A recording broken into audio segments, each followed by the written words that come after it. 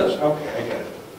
Having looked into getting state assistance for a bridge project, it was determined that the strings attached and the waiting period and the money you had to put up front, it was cheaper for us to just do it on our own because their criteria and all the excessive and overburdened engineering that you would need to do, and the cost of that was more than we would receive in aid, so it was financially cheaper for us to hire an independent engineer to do the project. And that makes me very skeptical, and I'm gonna go back a number of years. I don't know how long you've been in the area, but you mentioned Weeks Crossing. You remember it being Weeks Circle. I actually was just talking to Bruce Woodruff down in Dover about. Well, and they worked hard to get into that big, ugly intersection, which it is now, because they wanted economic development. That's what I heard from Dover a couple of days ago. The circles were out. Yeah. So they did the big intersection. Yep. Which to me, there's your stop and go right there. There's your pollution. Yep. But now, the latest study is you need to go back to the circles. That's what people are talking about. I don't know if it's the... Oh, I've seen it. I've been through two where I'm driving down the road I hadn't been in like 3 years, and all of a sudden, there's a mini circle. Yep. We're doing now, one from my layman's point of view, I'm looking at it and I'm going, my first response was, how does the plow guy plow this? Because it's so tight. It's such a tight, very non-functional circle. Yep. It's to slow people down. It goes back to plowing, doesn't it? Well, it goes back to a layman's point of view. Is you know, it's just, to me, the Weeks Circle was very functional. And now, and it doesn't involve New Hampshire, it's actually over in Sanford, Maine. I don't know if anybody been out 109. Yeah. I went out there several weeks ago for the first time in who knows when. And you go just past the Walmart or whatever it is, right there, right by Route 4, and there's this the little circle. rinky-dink little circle. Travel up 202, there's several of them. Yeah, you got another one down there. They're doing one of It's these. just totally, I think it's disappointing, and it's nothing against you. Oh, yeah. But it's disappointing with all the planning. You should just, instead of calling yourself a planner, an information gatherer, because you solicit projects that probably aren't realistic. It's gathering desires or wish list for people that, but for us, it's not realistic.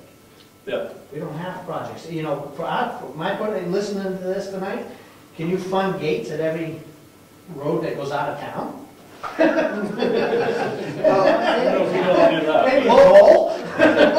I'm sorry, locally owned roads, like the town owns so many miles of roads, not state roads, but local roads.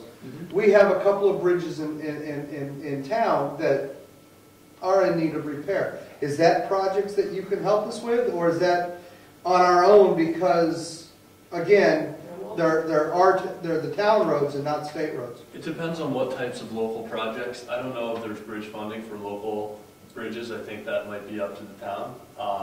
It was for through the state. That was a particular bridge that I looked into. And I know the state will do emergency funding for repairs on bridges, such as failing bridge. They'll do emergency funding, but then they'll leave it in the town's care to make sure that from then on, there's a lot of strings attached, like you were saying before. Yeah.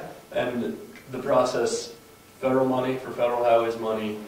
You were just talking about the strings that come attached with the federal highways money. There's a lot of environmental assessment that needs to be done. There's all kinds of restrictions on it. So it's not always the right solution. There's other So we funding. should keep thumbing our nose at the federal government, not taking their money and doing our own thing. A lot of times I think that works well. I think, for paving Government's highway, Governor Wentworth Highway, that's different. I think that's something that is appropriate for the state to do. I think that's a project We that... all think it's appropriate. Well, the state owns it. We can't do anything to the roads. Yeah. On Governor's Road, which is a state-owned road, and the beginning portion of Lyford Road, which is state-owned, we can't do anything to it. Now, we plow the beginning portion of Lyford Road. I don't know how that works out that we got saddled with that. I think it's just somewhere in the past it became, because we have to drive through there to get through sections that we have to plow, the town took over the responsibility. But the state still does all the summer maintenance to it, They do they're supposed to do the ditching Yep. and. They paved it 8 years ago, And the trimming. 9 years ago. Oh, yeah. No, it wasn't, not 9 years ago. The state, yeah, it was. Lifer? 9 years No. You ago. bet your life. No, it wasn't. Went right by my house. They did pave it. but- Pike did it, and I watched them do it. They did that micro paving then. No, they put a 2-inch thing on it, it's all broken up again, but they did. I watched, I was stood there in the They front didn't yard. fix it to begin with, they just paved over the open. No, they paved it, yeah, they didn't do anything, they just paved over it. Anyway, going back to an idea that, or something, I think it's aligned with what Eddie, so one of the things Eddie said, like several things ago, but you mentioned like signs on snowmobile trails and things like that. My gut reaction is like when the things you're list, trails and our roads and stuff like that, it's like, my first reaction is not to call the federal government and say, hey, could you pay for signs? None of these things seem like something that I would expect anybody outside this town to pay for. The snowmobile club does a wicked job at putting Yeah, why can't you paint your own signs? Right, maybe I'm naive and maybe I don't know, I'm just practical, but it's like, we can decide in this town to do stuff and actually get it done and do it in an economical way. I'm in agreement with you. Without- I grew up in a Until you get small back to the town on the other fires. side. No, but so I cannot imagine a single thing, a single project that we should ever come to you with. You might not have projects for transportation that you would need our services for. I think that land use and, environmental assessment, if you were to have somebody come up and, they wanted to build subdivide, I don't know if that would even happen in this. You don't this understand, area. they have So, to come to us first, we're the planning board. it's- Or you're I supposed like to- And your seat's probably warm enough, so can you imagine somebody wanting to chop our land up? Subdivisions don't happen easily in Brooklyn. Well, I know that I had to put a culvert on one of my internal roads, just a dirt road to the back of my property, in a seasonal flow thing, and I had to just replace a rotted culvert with a 12-inch new culvert, and I jumped through hoops for that, Yes. to get permission from the state and photograph it and set up my silk fences and all that business, so I shudder to think Now, hoops we'd have to jump through if we actually had a It- real it- I think it could be, as far as trail projects, something like that, I think it would be, a major trail project connecting your network to Wolfboro network. like the rails or- to trails. Yeah, programs. something like that, or, a multi-use trail for biking to, connect regions, to connect your town to other places, because I'm sure that the trail networks in your town, if it's anything like, again, I grew up in a small town that snowmobile club took care of all the trails. The signs are all made by the snowmobile club, and they advocated for themselves, and they got things done themselves through their dues, and, But they're also majorly state funded too. Yes. are they? Oh, yeah. Oh, yeah.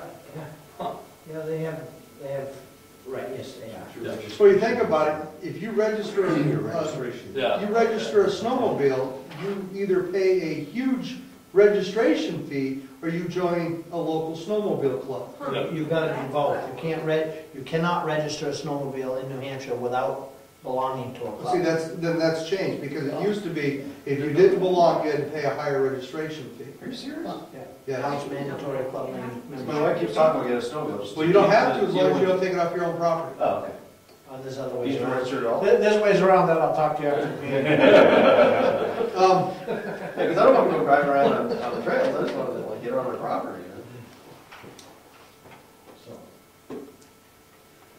So yeah, it sounds like there are not a ton of projects that we're gonna be able to. Well, it's nice to meet you. They're fun.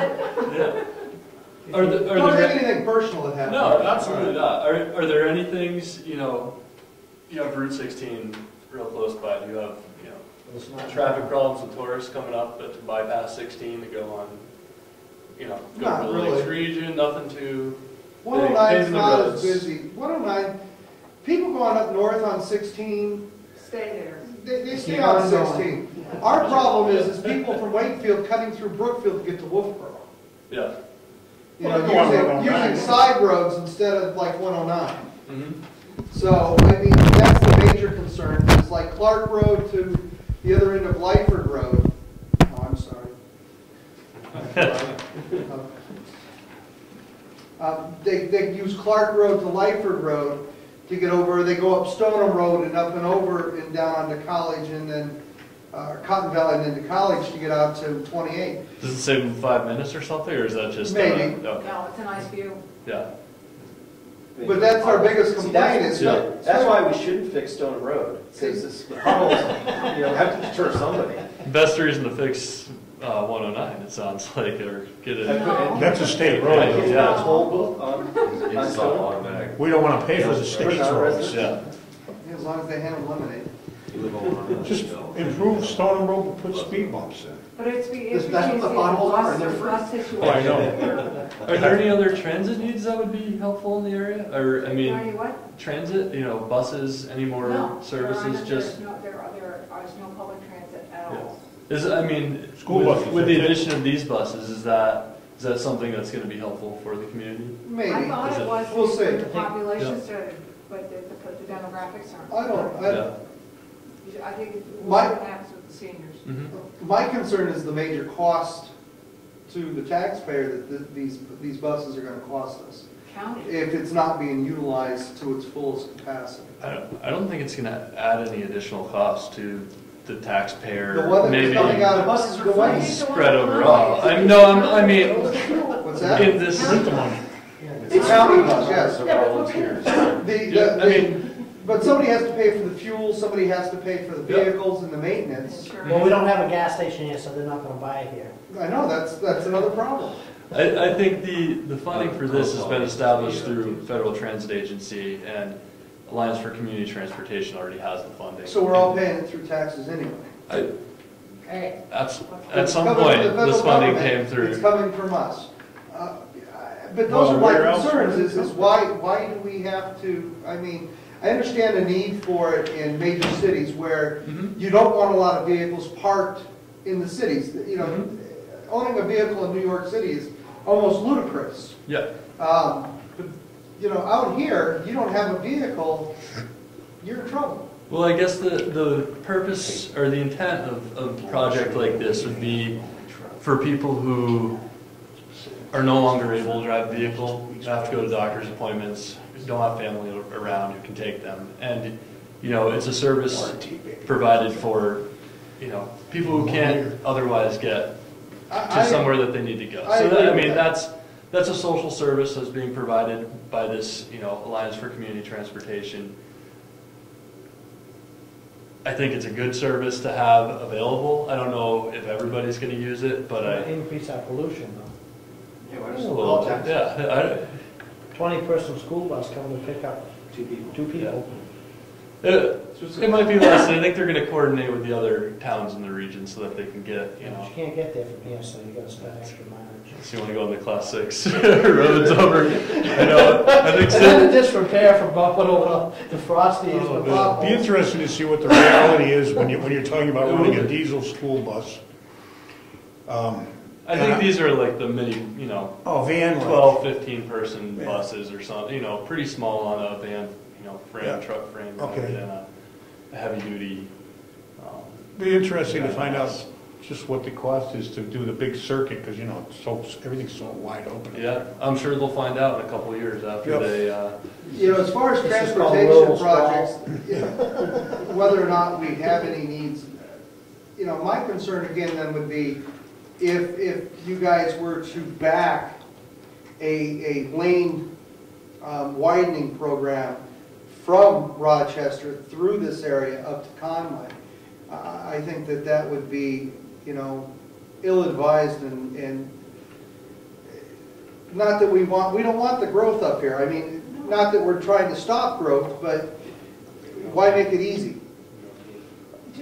I understand that completely. Have you seen the long-range plan for the 16 corridor all the way up through to Conway? There's no more plan to expand. Conway, I think, What has their, was there Um, before the major cuts in funding? I don't believe that there was any after the expansion